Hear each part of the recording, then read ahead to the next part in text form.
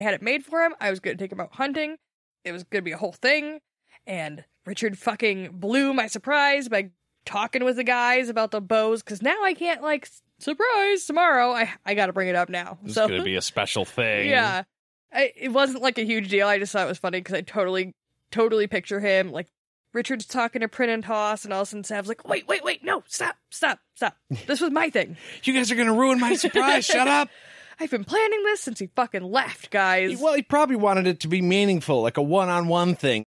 You know, he's got Richard aiming the bow at a deer, and he's like, you about to shoot my bow. Wouldn't it be so much cooler if you could kill that deer with your own bow? Yeah. And then like, ta-da! But no, it gets ruined. Yeah.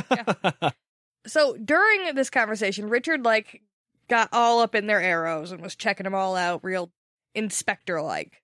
Kahlan notices this, even if everybody else didn't really get what he was doing. And she asks why he was doing that, because it was a little bit weird. Richard noticed that when Svidlin's arrows were notched in the bow, the blade runs vertically, and that Chandelin's arrows ran horizontally. But it kind of explains some of the reasoning behind this, and Richard comes to the conclusion it's because Svidlin shoots animals. The ribs of an animal on all fours are going to be vertical. So if you shoot a vertical arrow at vertical ribs, you have a greater chance of landing a shot in between the bone, which is a kill shot. Mm-hmm.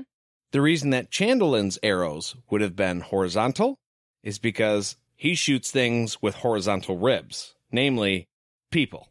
Now, Kahlan is shocked about this. She's like, what? Really? But Jade and I were talking earlier, and we feel like Kahlan would have already known this. They eat people. It's already been said in this chapter, not a lot of people are welcome into the Mud People's village, because if you aren't welcome into the village, you get killed and eaten. Yeah. It's a weird thing here. I get what Terry's doing. He's recapping for us as we're reading, if you didn't read the book or if you don't remember. But it's clunky, because Kahlan is the one who taught Richard everything he knows about the Mud People.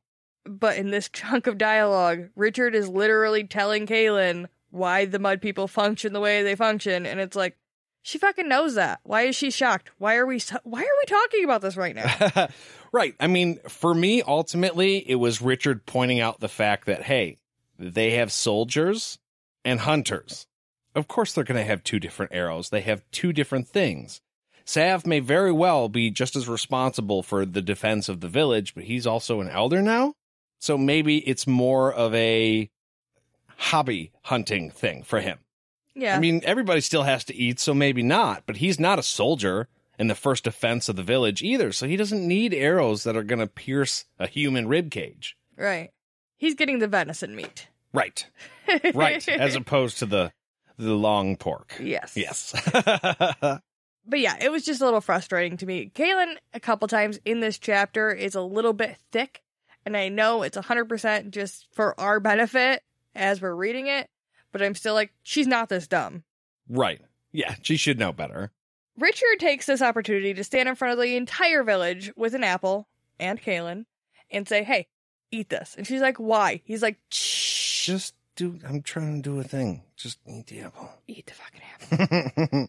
He knows that in the Midlands, the red fruit is poison, and so he tells the Mud People that he taught Kahlan how to eat it, so he can now marry a mud person like they wanted to. Right, that makes it legitimate. Also, using a big giant-ass loophole. And also be kind of an asshole to all the Mud People inadvertently. Like, I don't think he thinks about it this way, but to the Mud People, I keep thinking about their perspective during this whole chapter. To the Mud People, he willingly did not choose one of their women because he didn't want to teach them how to eat the red apples. He just goes, nope, it won't work, and they let him off the hook, and then he returns with this other woman who he taught how to eat red fruit. Exactly. That's why it's like a giant slap in their face. Yeah. But yeah, he basically tells the entire village that he's going to marry Kahlan. He's like, is that cool with you guys? Do I have your permission? And he still hasn't asked Kahlan if she's like cool with that.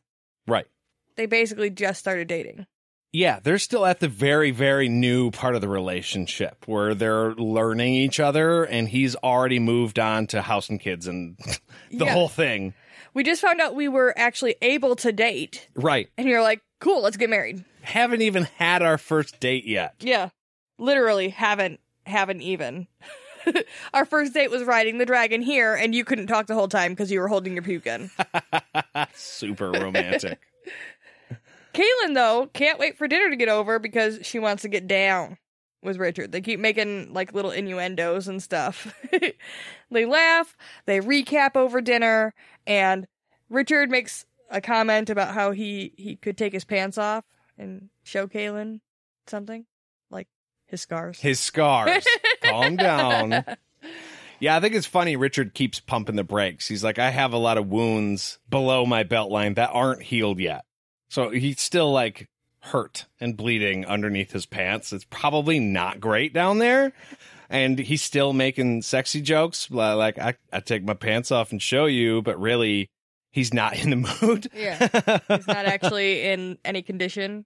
So during dinner, Kahlan brings Richard a big giant bowl of meat. And Richard apparently has become a sudden vegetarian because it makes him fucking disgusted. And he needs it away from him now. And he doesn't think anything is weird about that at all. He all of a sudden is seeing meat as just dead animal, and he doesn't think that's weird. He thinks maybe I'm just not used to it. I was at the People's Palace for like 2 weeks. I probably just don't like meat anymore. Yeah, it's weird because at the People's Palace, he hadn't had meat, but he wasn't there for really too long, maybe a couple of weeks. If I hadn't had a burger in a couple of weeks, I would be starving for some meat. But she has this thought that he's starting to have an odd sense of like what he does want to eat and what he doesn't want to eat, much like a wizard. To me, that was weird because I thought Zed ate everything. He doesn't seem like a guy who's going to turn down some perfectly cooked steak. You know what I mean? Right. We only have 2 examples of a wizard so far. We have Zed, who eats everything, and we have Darkin, who had a really, really weird, like, set of rules for himself, like, in general. So I guess I assumed his non-meat eating ways were just because of his weird, like, I can eat balls and heart, but I can't eat meat of another animal because I'm a piece of shit. But no, apparently that's just a wizard thing, and Zed is weird. I don't know. I'm really curious about the food thing. So because Richard suddenly feels sick, they need to get the hell out of there. They're done with dinner, and they head over to the spirit house. So because Richard suddenly feels sick at the sight of the meat, they have to get out of there, and they head over to the spirit house. He kind of makes a joke about he's famous for his bad headaches, which is funny because Kahlan apparently can tell every time he's having a headache. We learned that in the first book. But I also feel like he probably would have mentioned this, I'm famous for my bad headaches, the last time they talked about his headaches in Wizard's First Rule, but it doesn't come up here at all. And Kahlan is also like, oh, do you have headaches all the time? Even though in the last book, she was like, he has headaches all the time. That's how I know when he has a headache. So the headache thing is just a little bit inconsistent, but we'll go with it. He's been having migraines this whole time. Kahlan is watching Richard rest and try to feel better after his headache, and she realizes that he looks familiar for some reason. She doesn't really know why, but his eyes make her think of somebody else. She just can't put her finger on it. And that's Darkin. Right. It doesn't go so far as to say that, but that's what's implied. Yeah. We know Darkin's his dad. Richard and Kahlan do not. And that was like her first interaction with Darkin too. As far as we know, they hadn't seen each other up until yesterday. So it would make sense that she's all of a sudden being like, you look familiar all of a sudden to me, and you didn't 2 days ago. Yeah, well, I mean, it's not like they had TVs and stuff where they could see pictures of the guy all over the place. The only chance you would have had to see what he looks like is when you were, actually looking at the dude. Yeah. So very weirdly, at the exact same time that Kahlan is realizing he looks a little familiar, he realizes that he has asked the Mud People if he could marry Kahlan, but he didn't even ask Kahlan. Whoops, that was stupid. Right. And he starts beating himself up over it, and he's like, damn it, that was dumb, huh? I didn't even ask you if you wanted to get married. And he's bummed out because he wanted it to be like this whole planned out thing. I mean, you do. You want it to look nice. When I proposed to Jade, there were hundreds, I will say maybe 1,000 people around. We were at a dance. We were dressed up very nice. There was music. There was lights. It was awesome. Yep. And in the center of it all, I proposed to Jade. That's what Richard wants right now, but he can't get it. He's got a headache. He's laying down, and it's just not great. Right, and I feel like he feels so shitty that he can't even take any opportunity that he could take at this point to make it romantic. Like, he's upset about it, but he could also, like, turn to her and be like, hey, this is the place where we had our first, like, physical connection where I knew for sure I wanted to be with you forever, even if we couldn't be. I love you. But he doesn't. He's just like, want to get married? Yeah, it's nowhere near what he wants to do. He gets an emphatic yes from Kahlan. She never thought she was going to be able to marry anybody that she actually felt anything for. So Richard is pouring compliments on Kahlan, and they start talking about her hair. And he tells her, look, never cut your hair because I like long hair. And it's actually funny because here in Michigan, there's a law on the books. It's legit. You can look it up. There's a law that says a woman can't cut her hair without her husband's permission. Now, I mean, obviously we think this is ridiculous. We're not following that law, but it's a real thing. Yeah, it's a little outdated, but falls right in line with the book.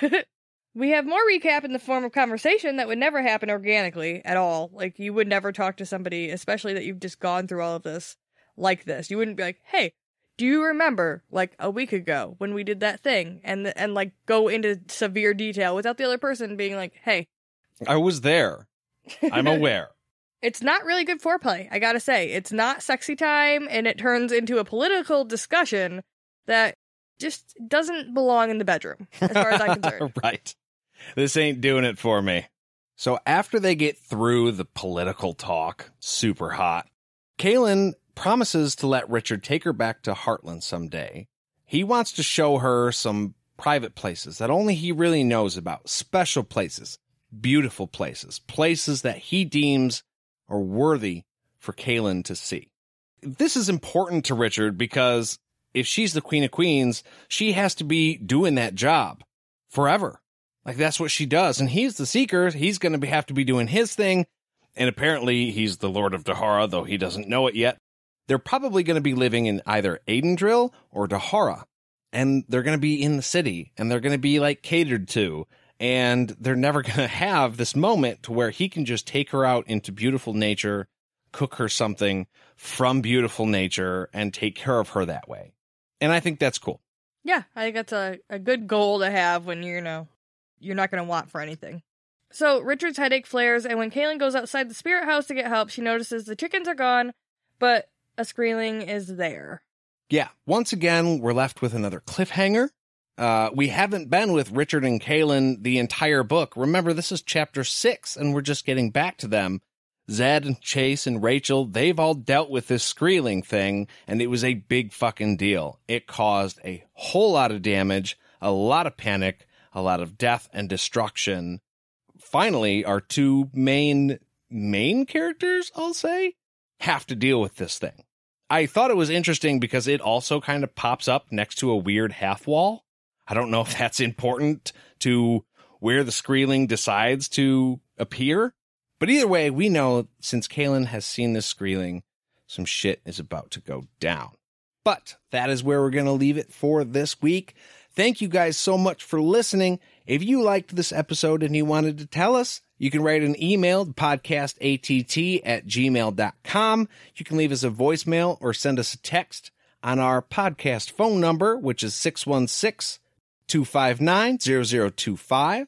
You can find us on Facebook by searching all the things. You can find us on Instagram @podcastatt. And if you wanted to help this podcast grow, you can go to patreon.com/podcastatt and make a pledge. $1 on Patreon gives you access to everything we have on there. $2 gives you a shout out like you heard at the beginning of this episode. $5 gets you a set of stickers, and $10 gets you a hand-drawn image of your favorite character by none other than Jade. I am happy to say we have a couple of them finished now. One of them's actually been mailed, and they look fucking awesome. That isn't even just talking it up. They are really, really good. Way better than I could. If you would like one from Nate, please request it. Yeah. Well, I think that does it for us, so Thank you guys so much for listening, and we'll see you real soon. Bye.